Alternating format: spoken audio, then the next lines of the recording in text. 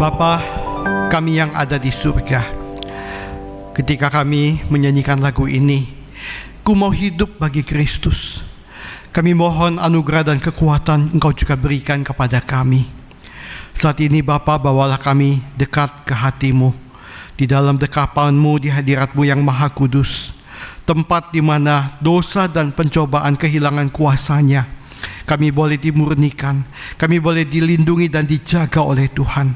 Hari ini Bapa, kami rindu kembali membaca firman-Mu, dan Tuhan pakailah firman-Mu untuk boleh berbicara kepada kami, menghibur dan menguatkan kami ketika kami membutuhkannya, ataupun menegur dan menempelak kami ketika ada dosa-dosa dan kebandelan di dalam hidup kami yang dimana kami belum bertobat dan kami belum datang mencari Engkau. Bapa, terjemahkan segala firman-Mu ke dalam hati kami, ke dalam pengertian setiap kami. Dan pakai hamba yang terbatas ini untuk menjelaskan firman Tuhan di dalam kuat kuasa Roh Kudus Tuhan, menjadi berkat bagi umat-Mu. Demi nama Tuhan Yesus kami berdoa. Amin. Jauhan? Ping-an? Ya, puji Tuhan sekalian, senang sekali kita hari ini bisa kembali bersama-sama belajar dari eksposisi surat Yakobus pasal pertama ayat 9 sampai 18. Teman sekalian, surat Yakobus adalah satu surat yang sangat indah. Ya, walaupun reformator Martin Luther tidak mengakui surat ini, ya, dan ini yang membuat saya juga sedikit ada ganjelan dengan Martin Luther, terlepas dari segala jasanya, ya, yang menggagas gerakan reformasi. Ya, tetapi saudara sekalian, kitab ini adalah sebuah kitab yang diakui ya oleh kanonisasi gereja, dan ini adalah firman Tuhan yang sangat menjadi berkat. Surat ini ditulis oleh saudara tiri Tuhan Yesus, yaitu anak-anak yang lahir bagi Yusuf dan Maria sesudah Tuhan Yesus lahir, ya. Dan surat ini ditulis oleh penatua Yakobus. Ya, mengapa? Karena kalau Rasul Yakobus, dia sudah jauh-jauh hari mati, ya, dia mati muda. Bisa tolong musuh PowerPoint-nya tidak? Ya, dia itu Rasul Yakobus jauh-jauh hari sudah mati, dibunuh oleh Herodes. Ya, dan di kemudian hari dalam perjalanan waktu-waktu yang lebih lanjut, ya, ada seorang yang juga bernama Yakobus. Dia adalah penatua, dia adalah majelis di gereja Yerusalem. Ya, di Kisah Rasul disebut ada sidang Yerusalem, ya, yang membahas mengenai orang-orang non-Yahudi yang masuk ke Kristen, dan yang berbicara di momen itu adalah penatua Yakobus ini. Dan dia menulis surat Yakobus dari inspirasi Roh Kudus yang sangat memberkati. Musuh mengajak jemaat sekalian, mari kita bangkit berdiri. Kita akan membaca lebih dulu dua ayat pertama yang kita akan bahas. Pointernya juga not working. Apakah bisa tolong musuh supaya bisa? Ya. Kita akan membaca bersama-sama ayat 12 dan ayat 13. 2-3. Berbahagialah orang yang bertahan dalam pencobaan, sebab apabila ia sudah tahan uji, ia akan menerima mahkota kehidupan yang dijanjikan Allah kepada barang siapa yang mengasihi Dia. Apabila seorang dicobai, janganlah ia berkata, pencobaan ini datang dari Allah, sebab Allah tidak dapat dicobai oleh yang jahat, dan Ia sendiri tidak mencobai siapapun. Silakan duduk jemaat sekalian. Diberkatilah setiap kita yang membaca firman Tuhan, merenungkannya, memahaminya, dan juga melakukannya serta menyimpannya dengan erat di dalam kehidupan setiap hari. Jemaat sekalian, Alkitab mengatakan sebab Allah kita tidak dapat dicobai oleh yang jahat. So sekalian, inilah yang membuat saya sangat yakin bahwa Yahweh, Tuhan yang saya sembah, ya, di dalam Tuhan Yesus Kristus, Tuhan yang dikisahkan oleh Alkitab kita adalah Allah yang sejati dan Allah yang benar. Dia adalah Allah yang kudus, Allah yang dapat berkata kepada manusia, kuduslah kamu, sebab aku Tuhan Allahmu adalah Allah yang kudus. Saya berulang kali memakai gambaran ini. Soalnya kita mengenal dewa-dewa di dalam mitologi Yunani dan Romawi. Dewa-dewa ini, ya, Zeus, Poseidon, Apollo, ya, dan dewa-dewa yang lain, saudara sekalian, mereka adalah dewa-dewa yang saling iri hati satu sama lain. Mereka bisa berantem satu sama lain. Mereka bisa datang ke dunia, dewa Zeus, dewa yang mata keranjang, ya, dan mengawini manusia di dunia sehingga dia punya anak namanya Hercules, separuh dewa separuh manusia, dan istrinya begitu marah sama dia karena suaminya si dewa Zeus ini suka selingkuh. Dan dewa-dewa ini bisa menculik istri dewa yang lain dan berperang satu sama lain. Di dalam mitologi Tiongkok kita juga mengenal ada Sun Gokong, ada dewa kerbau Gumoong, ya, musuh bebuyutannya Sun Gokong, ya. Ada Tipatkai, Cupace yang mata keranjang dan rakus. Ada Nacah yang nakal dan durhaka sama orang tuanya. Sekalian bayangkan, ya, dewa-dewa seperti itu disembah oleh manusia. Maka manusia yang menyembah dewa seperti itu akan menjadi serupa dengan yang dia sembah. Tetapi kita bersyukur Alkitab mengatakan bahwa Tuhan tidak dapat dicobai oleh yang jahat, dan ia sendiri tidak mencobai siapapun. Cuma sekalian, hari ini saya akan mengajak kita belajar satu prinsip Alkitab yang sebenarnya sangat applicable di dalam hidup kita setiap hari.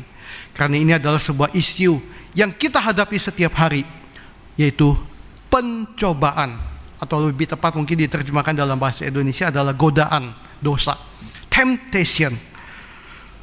Ayat 14 dan 15 kita akan membaca bersama-sama. Mari kita bangkit berdiri kembali. Kita baca bagian ini. 2, 3. Tetapi tiap-tiap orang dicobai oleh keinginannya sendiri, karena ia diseret olehnya. Dan apabila keinginan itu telah dibuahi, ia melahirkan dosa. Dan apabila dosa itu matang, ia melahirkan maut. Silakan duduk jemaat sekalian. Sekalian, ini adalah sebuah proses di mana setiap kali ketika kita jatuh dalam dosa, proses inilah yang terjadi. Sekalian, saya tidak tahu apakah saudara pernah mendapatkan sebuah breakdown yang cukup jelas mengenai proses ini. Tapi kalau kita bisa memahami dan mempelajarinya, sedikit banyak ini menjadi sebuah tools atau alat bantu yang menolong kita untuk setiap kali ketika kita berhadapan dengan godaan dosa, kita lebih siap untuk menghadapi, mengalahkan, dan mematahkan pencobaan itu dengan kuasa kebangkitan Tuhan yang telah menebus kita. Musa mendapatkan pelajaran ini dari seorang hamba Tuhan namanya Bruce Wilkinson yang mengajar dulu di sebuah lembaga namanya World Teach, ya, dengan tema The Holiness in the Time of Temptation, kekudusan di masa-masa pencobaan. Sesuai Alkitab mengatakan ada 7 tahap pencobaan.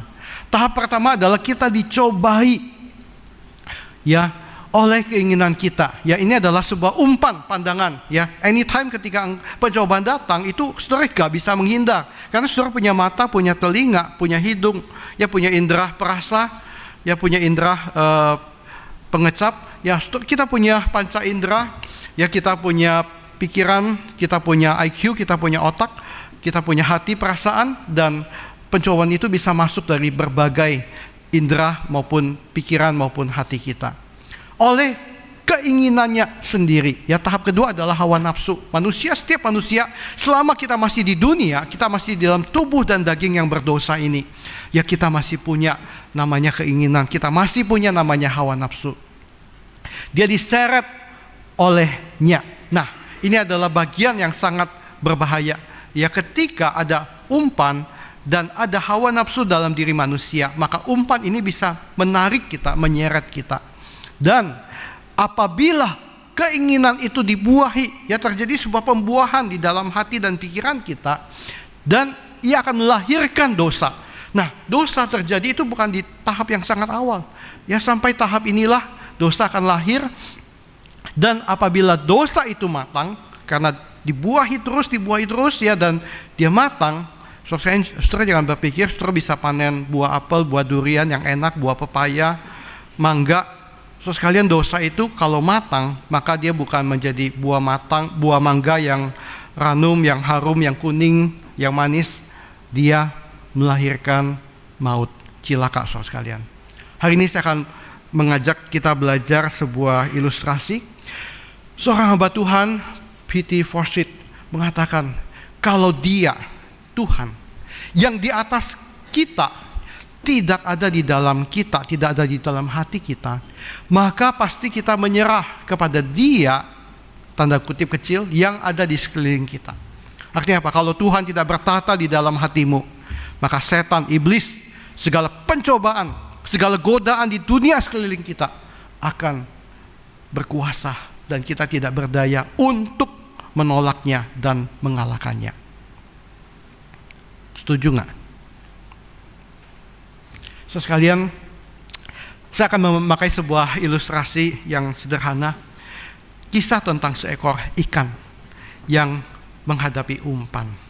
Dan ini adalah kisah tentang setiap kita. Setiap kali ketika kita berhadapan dengan godaan dosa atau pencobaan. Bayangkan ikan ini, dia lagi tidur di dasar kolam atau dasar sungai. Air yang sejuk pagi itu, apalagi seperti pagi ini cuaca yang dingin sejuk ya, itu air sungai pasti lebih dingin lagi. Ya, penuh dengan oksigen segar ya, dan membuat ikan itu tertidur pulas dengan nyenyak. Tapi kemudian waktu itu ada seorang pemancing yang sangat handal mengaitkan seekor cacing di umpan, dan dia melemparkan umpan itu ke sungai Cisadane, di mana dasar sungai itu ada ikan ini. Wah, sekalian ikan itu melek mata. Sekalian inilah godaan yang lewat setiap hari di depan mata kita, di pikiran kita, ataupun lewat indera-indera kita yang lain. Mungkin dia bisa lewat di dalam gadgetmu, HP-mu, komputermu. Dia bisa lewat di depan matamu. Dia bisa lewat di pikiranmu. Apa aja itu? Ya, apakah itu godaan materi, godaan kekuasaan, godaan seksual, dan godaan-godaan yang lain.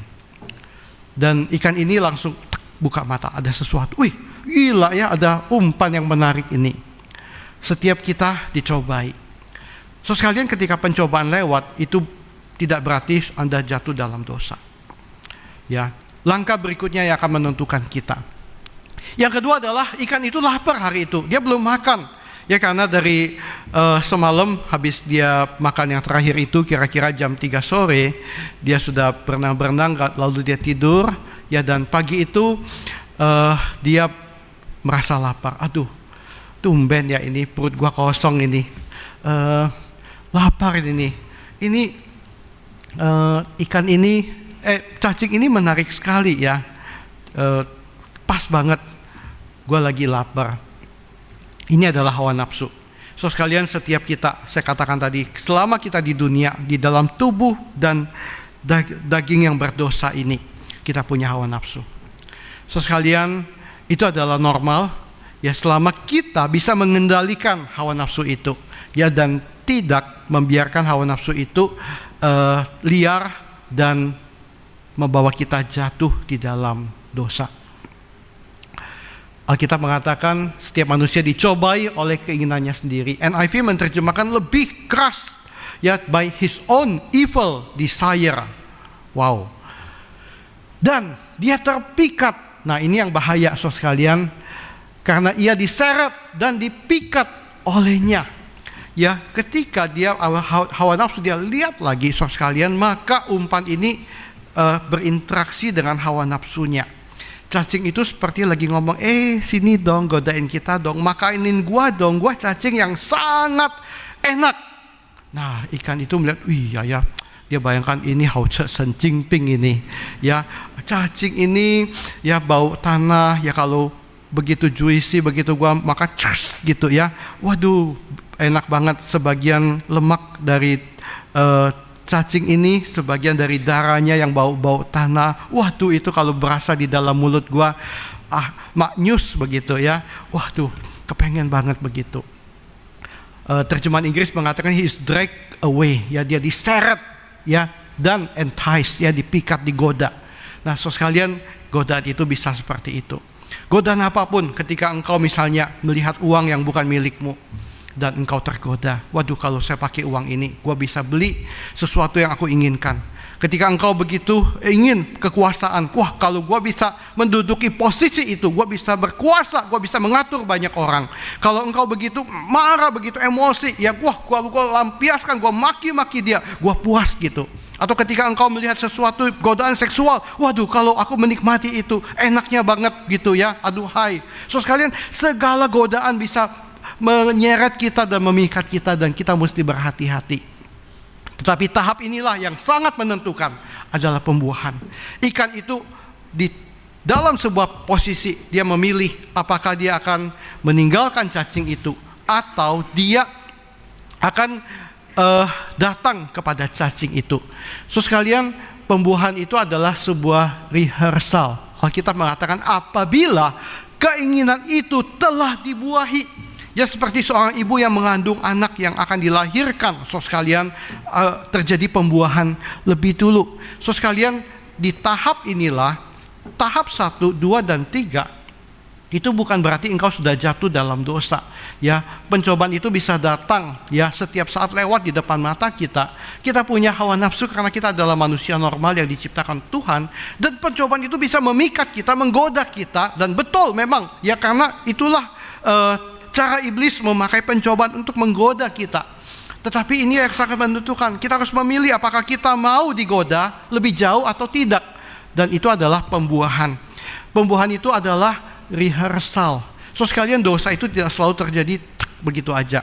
Ya, aduh, kilap terjadi. Enggak, so sekalian. Dosa itu selalu terjadi lewat sebuah pikiran yang merekayasa, rehearsal itu menggeladi bersihkan, membayangkan bagaimana peristiwa itu terjadi, dan itu sangat berbahaya. So sekalian, ketika saya mau khotbah hari ini, saya rehearsal dulu. Ya, saya mesti membayangkan apa yang saya akan sampaikan kepada jemaat. Ketika tadi kita memimpin pujian, semua pimpin pujian, tim musik memainkan musik, mereka latihan dulu, mereka rehearsal, mereka adakan geladi bersih. Bagaimana lagu ini akan dinyanyikan, dikunci apa? Ya, pianis masuknya kapan, intronya seperti apa, kita nyanyi berapa kali, referennya berapa kali, endingnya bagaimana. Dan seperti itu juga dosa akan terjadi ketika saudara terus mengimajinasikan, membayangkan. Ketika itu adalah godaan seksual, orang membayangkan apa yang terjadi di dalam pikirannya. Ketika itu adalah godaan tentang materi, dia membayangkan bagaimana kalau dia mempunyai sebuah kekuasaan, sebuah barang yang bukan miliknya tapi dia bisa ambil dan dia bisa curi. Kalau godaan itu adalah bersifat emosi, dia membayangkan bagaimana dia melampiaskan emosinya ya dengan cara yang tidak baik, dan itu muncul di dalam pikiran kita. So sekalian, disinilah dosa itu mulai berinteraksi di dalam diri kita. Dan ini adalah sebuah titik kunci di mana sebenarnya kita bisa mematahkan dosa itu di poin ini. Karena ketika dosa itu sudah dibuahi, maka itu bisa bahaya. Ya, pembuat itu akan membawa kepada kelahiran. Ya, ketika dia melihat, wah ini umpan enak banget, dia membayangkan sambil berenang, waduh ini kalau cacing udah di mulut gua begitu enak, gua akan kunyah-kunyah kerenyes, enak banget gitu. Dan sambil terus dia berenang mendekati cacing itu, lalu sampailah di situ dan hap. Nah, dosa itu dibuahi, ya kelahiran, dan ia melahirkan dosa. Seperti seorang bayi yang lahir sesudah dia matang di dalam kandungan induknya atau orang tuanya, dosa juga seperti itu. Ketika dia sudah matang di dalam pikiran kita, ketika kita merehearsal, menggeladi bersihkan itu, maka dia lahir, dia terjadi, dia dieksekusi. Dosa itu terjadi dalam bentuk perbuatan. So sekalian, lihat ikan ini ya, matanya begitu senang berbinar. Separuh dari cacing itu masih ada di samping mulutnya. Aduh, enak banget. Tapi saya ingin mengatakan, kenikmatan ini hanya sebentar, paling 1 detik, 2 detik. Saudara sekalian, for sure, ketika engkau membuahi dosa dan engkau melakukan dosa itu, dosa yang kelihatan begitu nikmat, mungkin hanya bisa dinikmati sebentar saja. Dan sesudah itu akan berubah menjadi sebuah penderitaan yang sangat mengerikan.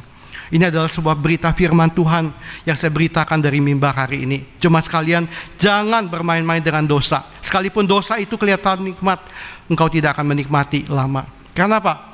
1-2 detik berikutnya dia akan kaget. Tiba-tiba dia berasa ternyata cacing itu walaupun harum enak, tetapi ada sesuatu yang keras di dalamnya. Yaitu apa? Waduh, apa yang terjadi? Kenapa tiba-tiba mulutku sakit? Karena ada kail yang sudah nyangkut di dalam tenggorokannya. Dan kali itu menembus lehernya. Waduh, gila, sakit banget. Terus kalian, dosa itu matang. Ya, dia akan menuntut kesakitan dan penderitaan.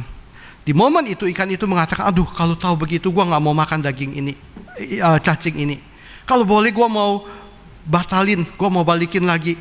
Kalau di dalam komputer ada tombol namanya undo. Ya, undo itu membatalkan. Tapi sorry, ya setan bilang nggak bisa. Ya, lu sudah jabatan tangan, lu sudah eksekusi, lu sudah taken kontrak. Sekarang waktunya gua mendapatkan engkau dan aku menyiksa engkau. Wah, sekalian itulah yang terjadi. Ketika orang misalnya bermain judi online. Jemaat, saya ingatkan ya, hari ini negara Indonesia menghadapi sebuah isu yang sangat besar. Judi online terjadi di mana-mana. Saya berharap jemaat jangan ada yang ikut bermain. For sure, itu adalah sebuah program komputer yang sudah direkayasa dengan begitu baik. Orang yang main gak bakal mungkin bisa menang dan bisa mendapatkan grand prize yang ada. So sekalian, dia akan terus ya memancing engkau dengan kemenangan yang sedikit, dan ketika engkau makin bernafsu, uangmu akan ludes di situ. So sekalian, hari ini juga ada prostitusi online. So sekalian, for sure jangan pernah bermain-main. Saya sudah ingatkan beberapa khotbah yang lalu. Ya, so sekalian, karena itu akan masuk ke dalam pemerasan dan engkau akan cilaka. So sekalian, begitu juga dengan dosa apapun juga, ketika dibuahi, dia akan menyiksa kita, dia akan mencelakakan kita. Dan ikan ini, dia nangis-nangis, matanya sudah merah, ya darah udah di mana-mana. Kail itu sudah menembus seluruh leher dan tenggorokan dia, dan akhirnya ia melahirkan maut. Adalah pasti pemancing itu senang banget. Gue dapat ikan. Ya, tarik ya. Ikan itu udah gak berdaya ya. Dia menggelepar lari sana sini, tarik. Akhirnya diangkat, dimasukin ke keranjang, bawa pulang, berakhir di wajan penggorengan. Jadi angsio ikan yang hauce. So sekalian, dan itulah manusia bodoh yang bermain-main dengan dosa dan pencobaan. So sekalian, ketika saya mengkisahkan ini, saya bukan sedang menghakimi Anda. Ini adalah sebuah pergumulan nyata saudara dan juga saya. Kami sebagai hamba Tuhan juga tidak kebal dengan dosa. Kita semua pernah menghadapi godaan dosa. Kita semua pernah jatuh dalam dosa. Dan proses inilah yang selalu terjadi berulang-ulang di dalam hidup kita. So sekalian, pendeta Campbell Morgan pernah mengatakan, kekudusan bukanlah ketidakmampuan untuk berbuat dosa, tetapi ia adalah kemampuan untuk tidak berbuat dosa. Cuma sekalian, hari ini Allah kita memanggil kita hidup berjalan dalam kekudusan. Kekudusan bukanlah kita gak bisa berdosa lagi. Itu nanti kalau kita udah di surga. Di dunia kita masih menghadapi pencobaan, dan kita harus berhadapan dengan peperangan ini untuk mengalahkan dosa kita. Dan hari ini sebagai orang percaya, kita diberikan kuasa.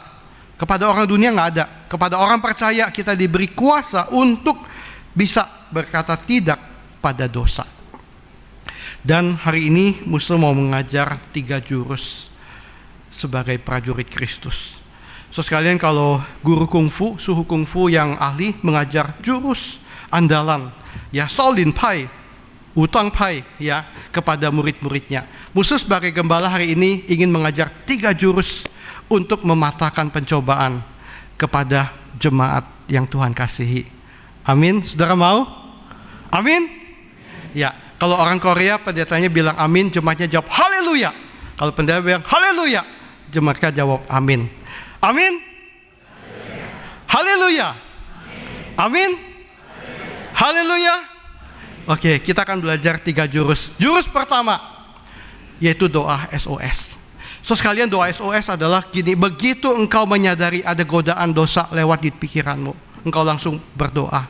Gak usah tutup mata, lipat tangan, ya, tetapi engkau berbicara di hati, Tuhan tolong. Ya, ini gua rasa ada yang gak beres ini. Tuhan tolong ini, hatiku mulai error. Kenapa gua jadi mikirin yang kagak benar begini? Ya Roh Kudus jaga dan tolong aku, cegah aku untuk aku tidak jatuh dalam dosa. So, ketika engkau menaikkan doa SOS, engkau seperti seorang prajurit di medan pertempuran. Ketika engkau memasuki wilayah musuh, tiba-tiba ada penyergapan. Wah, musuh muncul di mana-mana. Wah, kaget. Saudara, apa yang terjadi? Saudara akan tembakan kembang api, ya namanya, gitu ya. Dan seluruh ya teman-teman yang ada di jarak yang jauh pun akan lihat, ada seruan SOS minta tolong nih. Ada prajurit kita ya yang di sana posisinya. Mungkin dia sedang menghadapi kesulitan. Wah, tiba-tiba seluruh batalion yang lain akan datang, ya, apakah itu tank, apakah itu pesawat tempur, ya, semua armada akan datang menolong Anda dan meluputkan Anda. Sama seperti ketika kita di medan peperangan rohani. Ketika kita masuk dalam sergapan iblis, atau mungkin iblis mulai mau mengincar kita dan kita tahu, gua lagi diincar ini. Saudara jangan bilang, gila, enak ya, enak juga ya gitu ya. So sekalian, tapi saudara berseru pada Tuhan, Tuhan tolong, Roh Kudus tolong. Ketika engkau menaikkan doa ini, bala bantuan akan datang. Roh Tuhan yang ada di hatimu akan berkata, anakku, aku tidak akan biarkan engkau jatuh di dalam pencobaan ini. Karena engkau telah berseru dan engkau memilih untuk mencari wajahku, aku akan mencegah engkau. Hari ini kalau saudara dan kita tidak jatuh dalam dosa yang fatal, itu bukan berarti bahwa kita itu hebat dan kita sempurna. Tapi karena mungkin di banyak kesempatan Tuhan mencegah dan Tuhan tidak biarkan dosa itu bisa jatuh jauh lebih dalam. Doa SOS adalah jurus pertama. Jurus kedua namanya adalah muntahkan segera. Satu kali ada seorang pendeta itu, dia mancing ikan di sebuah kolam yang ada tulisan, semua ikan yang terpancing tidak boleh dibawa pulang, kembalikan ke kolam pemancingan. Sehingga setiap ikan di kolam itu dipancing, dilepasin, dibuang lagi ke air. Dapat lagi dipancing, dilepasin, dibuang lagi ke kolam. Ikan walaupun tidak punya IQ yang sangat tinggi seperti manusia, tapi sebagai binatang dia punya insting. Tiap kali kalau dia makan cacing, plup gitu, wah, tiba-tiba mulutnya sakit, dia kena kail, ya, lalu dia angkat, diubek-ubek, wah, berdarah-berdarah, mulutnya robek-robek, dibuang lagi, ya, besok dia makan lagi, wah, gitu lagi. Beberapa kali ikan itu jadi pintar. Begitu dia tahu dia makan sesuatu yang ada benda keras di dalamnya, dia langsung dia muntahkan, dia nggak mau makan. Wah, sorry, gua nggak mau lagi deh. Daripada gua di kail, ya, mulut gua sobek, diubek-ubek, ya, berdarah-berdarah, dibuang lagi, kapok gua nggak mau. Sehingga ikan di tempat seperti itu akan sangat pintar. Kalau saudara bukan seorang pemancing yang handal, yang instingnya tinggi, begitu rasa ada sentakan dikit langsung tarik ikan, saudara nggak bakal dapat ikan di kolam yang kayak gitu. Kenapa? Karena ikannya lebih pintar dari kita. Begitu dia kena benda keras, dia buang. So sekalian, kalau ikan aja punya hikmat kepandaian, sayang sekali betapa banyak orang Kristen yang tidak lebih pintar dari ikan di kolam pemancingan. Banyak orang Kristen yang jatuh berulang kali di tempat yang sama, di dalam dosa yang sama, berulang-ulang, dan tidak belajar seperti si ikan itu. Sehingga jurus kedua adalah begitu engkau menyadari ada sebuah yang tidak beres di dalam pikiran dan hatimu, engkau menyadari ada sesuatu godaan atau dosa yang berpotensi membawa kita, menyeret kita lebih jauh untuk jatuh, muntahkan segera, tinggalkan itu. Yusuf ketika dia digoda oleh tante Potifar, ya, istri Potifar, dia langsung lari, dia tinggalkan jubahnya di tangan istri Potifar. Dia nggak bilang gini, tante Poti, sabar ya, jangan ganggu ya. Sini kita berdoa dulu. Kalau tante ada gangguan, ada pergumulan, saya konseling. Soalnya kalau dia tidak lari, ya 1 menit berikutnya dia akan jatuh dalam dosa. Yusuf melarikan diri. Soalnya hal yang sama juga, begitu engkau tahu ada something wrong, lari, tinggalkan itu dan cari hadirat Tuhan. Jurus kedua adalah muntahkan segera. Jurus ketiga adalah kita perlu punya accountable friend. Kita perlu punya seorang sahabat yang mungkin ini nggak mudah. Kita perlu doa dan minta sama Tuhan, dan Tuhan akan tunjukkan kepada kita. Sahabat level kualitas accountable friend adalah seorang sahabat yang siap untuk mendoakan engkau. Dia tidak akan menggosipi Anda, akan bercerita ke orang lain, "Wih, lu nggak tahu ya itu punya pergumulan, wah parah banget." Enggak. Dia akan konfidensial, dia akan mendoakanmu, dan dia juga punya sebuah otoritas untuk bertanya. Mungkin 1 minggu berikutnya, bagaimana dengan pergumulanmu kemarin? Kamu tetap hidup kudus kan? Kamu tidak jatuh di dalam pencobaan kan? Kamu tetap komitmen setia pada Tuhan? Karena aku mendoakanmu setiap hari. Kalau Anda mengatakan, iya, beberapa hari yang lalu saya sempat keserempet lagi, tapi terima kasih kamu mendoakan. Dan dia akan mengatakan, oke, kalau begitu tetap bangkit, tetap setia berjalan bersama Tuhan. Aku dampingi kamu, aku berdoa untukmu. Dan dia juga seorang sahabat yang akan siap untuk berbagi setiap pergumulannya kepada Anda juga, dan Anda akan menjaga dia. Saya untuk memahami ini, saya akan memberikan 2 video singkat berkaitan dengan binatang yang bersahabat. Sekalian, anjing aja bisa bersahabat dengan setia.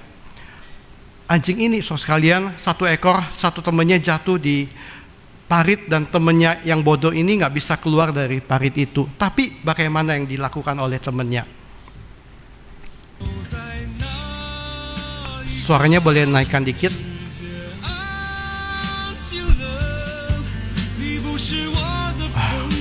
Ayo, sini, keluar. Kamu nggak bisa di situ terus. Saya akan menarik kamu, saya akan menolong kamu. Si anjing yang lebih kecil itu masih bodoh, nggak tahu caranya manjat, tapi karena dia ditarik, diseret oleh temannya, akhirnya dia keluar. Akhirnya mereka berjalan ya dengan selamat dan sukacita. Seperti itulah fungsi seorang sahabat yang menolong. Teman-teman, kita membutuhkan sahabat seperti ini dalam hidup kita. Dan saya bersyukur kalau kita ada di dalam keluarga Allah, kita ada di dalam tubuh Kristus, kita perlu mestinya mendoakan Tuhan berikan kita sahabat-sahabat sejati dengan level yang seperti ini. Sekalian, A.W. Tozer mengatakan umat sejati milik Tuhan idealnya bukan menjadi bahagia, tetapi menjadi kudus. Ini yang lebih penting. Hari ini kita sangat getol mencari hadirat Tuhan, mencari Tuhan untuk apa? Untuk dapat berkat Tuhan, supaya kita bahagia, kita senang, kita happy. Tapi tujuan Tuhan lebih daripada itu. Bukan sekedar kita diberkati, kita happy, tapi lebih penting lagi adalah kita kudus. Karena ketika kita kudus, kita serupa dengan Allah. Dan itu sesuatu yang Tuhan senang dalam hidup kita. Ada 3 hal yang kita bisa belajar. Adalah kita perlu belajar, kita harus mengakui bahwa diri kita begitu rapuh di hadapan Tuhan. Kita tidak hebat, ya. Kita jangan naif dan mengambil resiko. Jangan mengatakan, ini cuma urusan kecil, gua nggak bakal jatuh di dalam pencobaan-pencobaan kecil seperti itu. Jangan, saudara sekalian. Pencobaan itu bisa membahayakan kita dan kita mesti lari. Jangan engkau terlalu percaya diri. Ya, sadarlah bahwa kita setiap saat rapuh dan kita perlu anugerah Tuhan menjaga dan menopang kita. Ayat 17 dan 18 kita akan baca bersama-sama. 2, 3. Setiap pemberian yang baik dan setiap anugerah yang sempurna datangnya dari atas, diturunkan dari Bapa segala terang, padanya tidak ada perubahan atau bayangan karena pertukaran. Atas kehendaknya sendiri, Ia telah menjadikan kita oleh firman kebenaran, supaya kita pada tingkat yang tertentu menjadi anak sulung di antara semua ciptaannya. Jemaat sekalian, tujuan Tuhan adalah ini, bahwa di dalam tingkat yang tertentu, saudara adalah anak sulung di antara semua ciptaannya. Saudara adalah anak yang Dia kasihi. Saudara adalah anak yang serupa dengan Dia di dalam kekudusan dan di dalam kemuliaan. Dan jemaat sekalian, maukah saudara sekalian kita membawa seluruh komunitas kita boleh serupa dengan Tuhan? Amin. Haleluya. Amin. Haleluya. Saudara sekalian, dan yang terakhir, ada satu kalimat, seorang teolog mengatakan, Allah tidak akan memenuhi baitnya dengan kemuliaannya sebelum baitnya menerima pembersihan dan pemurnian yang Dia inginkan. Satu kali ada seorang bos pemilik restoran membeli satu lahan, ya satu bangunan tua yang kumuh, yang jelek, Dan kemudian sesudah dia membeli, dia membawa para karyawannya, para koki dan para pelayan restoran yang ada.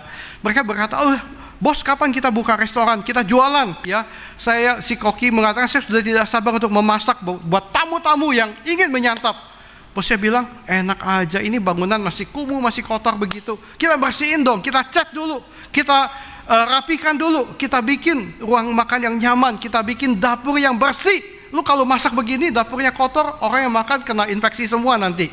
Ya, kita bersihkan dulu seluruh tempat ini menjadi tempat yang layak, representatif untuk menerima para pengunjung restoran yang ada. Baru kita siap untuk jualan."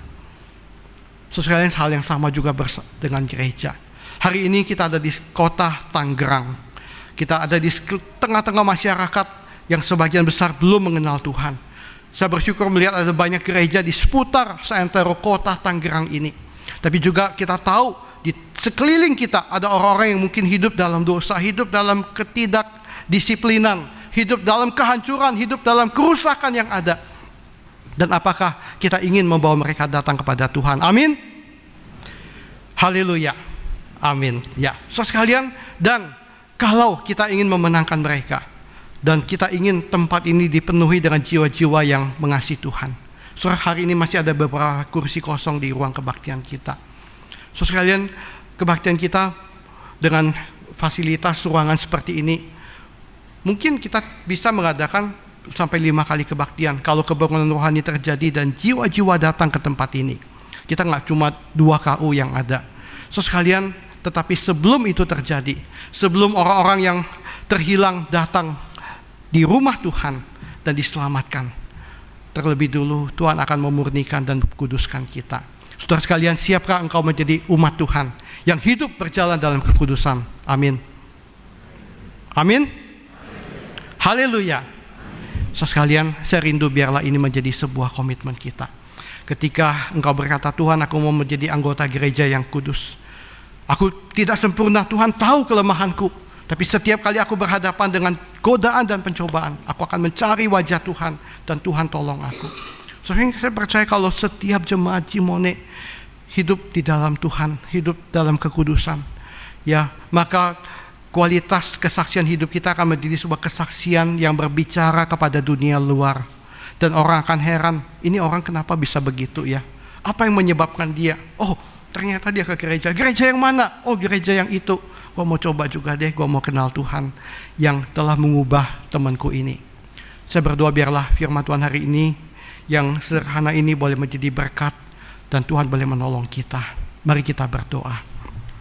Bapa, terima kasih untuk firman-Mu Tuhan yang berbicara kepada kami. Tuhan, kuduskan dan tolong kami semua. Di dalam hidup kami sadar kami bukan orang yang kebal dengan godaan dan dosa. Setiap saat godaan itu bisa lewat di depan mata kami, di pikiran kami, atau dimanapun juga. Kami masih manusia yang hidup di dalam tubuh dan daging yang lemah ini, yang ada hawa nafsu. Tapi kami berdoa Bapa, setiap kali ketika godaan itu akan menyeret kami, tolong kami untuk kami tidak membuahi, kami tidak meresponi dengan bodoh, tetapi kami boleh dengan kuasa Tuhan mematahkan siklus godaan dan pencobaan ini. Dengan kuasa Tuhan kami boleh hidup berjalan dalam kekudusan. Kami boleh mematahkan setiap pencobaan yang datang menyerang kami. Dan kami boleh semakin mirip dan serupa dengan Tuhan yang kudus yang telah memanggil kami. Demi nama Tuhan Yesus kami berdoa. Amin.